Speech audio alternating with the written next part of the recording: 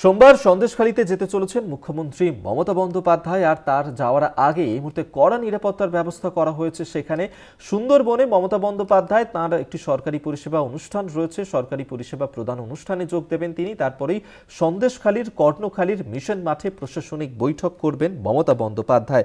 সামনেই ২৬-এর নির্বাচন, তার সেই নির্বাচনের আগে মুখ্যমন্ত্রী মমতা বন্দ্যোপাধ্যায় আগামীকালের এই সভা থেকে ঠিক কি বার্তা দিতে চলেছেন অবশ্যই সেদিকে তো নজর রয়েছে।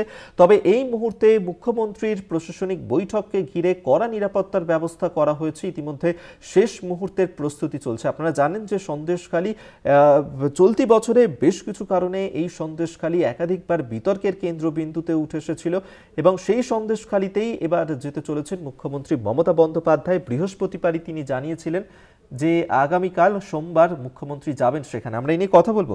সঞ্জিত চক্রবর্তী টেলিফোনে রয়েছেন প্রতিনিধি। সঞ্জিত, মুখ্যমন্ত্রী মমতা বন্দ্যোপাধ্যায় সন্দেশখালীতে যেতে চলেছেন আগামীকাল, শেষ মুহূর্তের প্রস্তুতির ছবিটা জানতে চাইবো তোমার কাছে।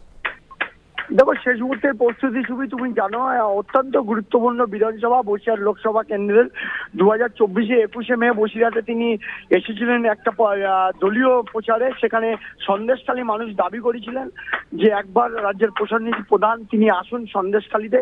সেই দাবি মেনে একদম বছরের শেষ দিকে অর্থাৎ 2024-এর আগামীকাল তিনি দুপুর 1টায় আসবেন এবং তার এই 1টায় আসায় একদিকে সরকারি পরিষেবা প্রদান অনুষ্ঠানে অংশগ্রহণ করবেন 20,000 মানুষকে সেই পরিষেবার আওতায় থাকবেন।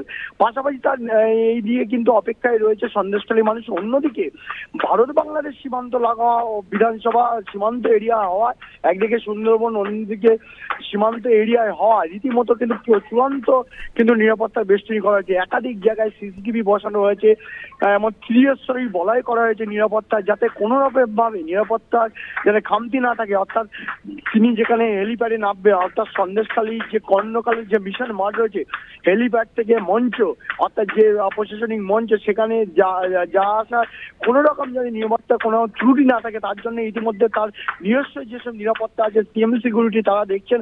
অন্যদিকে রাজ্য পুলিশের বিভিন্ন আধিকারিকরা তারা বৈঠক করছেন এবং বৈঠক করে নিরাপত্তা কিন্তু চাদরে মুড়ে ফেলা হয়েছে, বিশেষ করে এই মিশন মাঠকে, যাতে কোনো রকম ভাবে দুর্বলতা না থাকে। নিরাপত্তার দিকটাও দেখে নিচ্ছেন। এই নিয়ে কিন্তু এখন প্রশ্ন হচ্ছে, এই সন্দেশখালী তুমি জানো বিগত দিনে রাজ্য দেশের কাছে সন্দেশখালী আন্দোলন যেভাবে হয়েছে, সেইটা নিয়ে কিন্তু মমতা বন্দ্যোপাধ্যায় আগামী দিনে 2026-এ বিধানসভা নির্বাচনে কি বার্তা দেন তার অপেক্ষায় রয়েছে সন্দেশখালী মানুষ। অর্থাৎ সেই দিকে তাকিয়ে রয়েছে। অন্যদিকে সরকারি পরিষেবা প্রদানের মধ্য দিয়ে তিনি কি আগামী দিনে কি কি উন্নয়ন কর্মসূচি নেন সেটাও অপেক্ষা করে রয়েছে সুন্দরবন থেকে সীমান্তের মানুষ। অবশ্যই আমাদের নজর থাকবে আগামীকালের বৈঠকের দিকে। আপাতত ধন্যবাদ। সঞ্জিত চক্রবর্তী আমাদের সঙ্গে টেলিফোনে ছিলেন প্রতিনিধি।